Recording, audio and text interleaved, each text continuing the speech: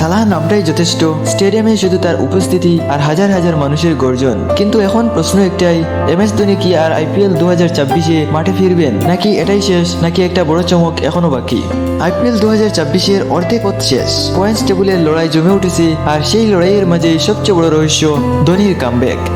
Chennai super Kings একটা নাম, একটা আবেগ, একটা ইতিহাস, আর সেই ইতিহাসের কেন্দ্রে সবসময় একজনই, ধোনি। কিন্তু এবার মাঠে নেই ধোনি, ডগআউটে আছেন, নেটে প্র্যাকটিস করছেন, কিন্তু ম্যাচে নামছেন না কেন? প্রথম বড় ইঙ্গিত এসেছে রবিচন্দ্রন অশ্বিন এর কাছ থেকে। তিনি সরাসরি বলেছেন ধোনি তখনই খেলবেন যখন CSK প্লে অফের দৌড় থেকে ছিটকে যাবে। একটু ভাবুন, এটা কি শুধু একটা স্ট্র্যাটেজি, নাকি এর পেছনে লুকিয়ে আছে বড় কোনো সত্য?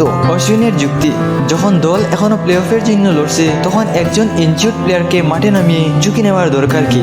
হ্যাঁ, কথাটা ঠিক, কিন্তু ফ্যানদের কাছে এটা মানা কঠিন, কারণ ধোনি মানে শুধু একজন প্লেয়ার নয়, ধোনি মানে ফিনিশার, লিডার, ম্যাজিক। গত কয়েক সপ্তাহ থেকে সোশ্যাল মিডিয়ায় ভাইরাল হয়েছে কিছু ভিডিও। নেটে ব্যাটিং করছেন ধোনি, উইকেট কিপিং করছেন, পুরনো সেই রিফ্লেক্স, সেই টাইমিং সবই যেন ফিরে এসেছে। এই ভিডিওগুলো ফ্যানদের আশা বাড়িয়ে দিছে তারা কি ফিরবেন, কিন্তু বাস্তবটা কি এত সহজ?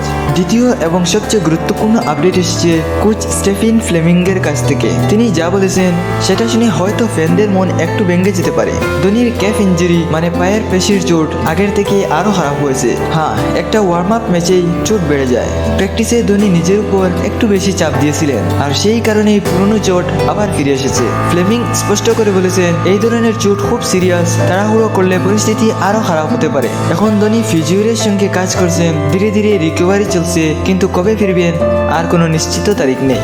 এখানে একটা বড় প্রশ্ন উঠে আসে, ধোনির খেলা কি সত্যি এতটা জরুরি CSK-র জন্য, নাকি তার শুধু উপস্থিতিই যথেষ্ট?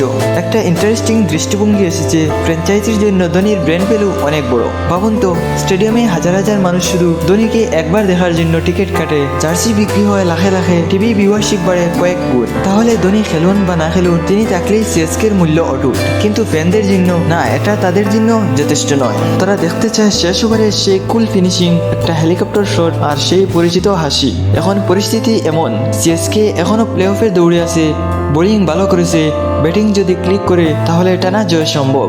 আর যদি দল কোয়ালিফাই করে, তাহলে কি ধোনি মাঠে নামবেন, নাকি তিনি শুধু ডগআউট থেকে গাইড করবেন?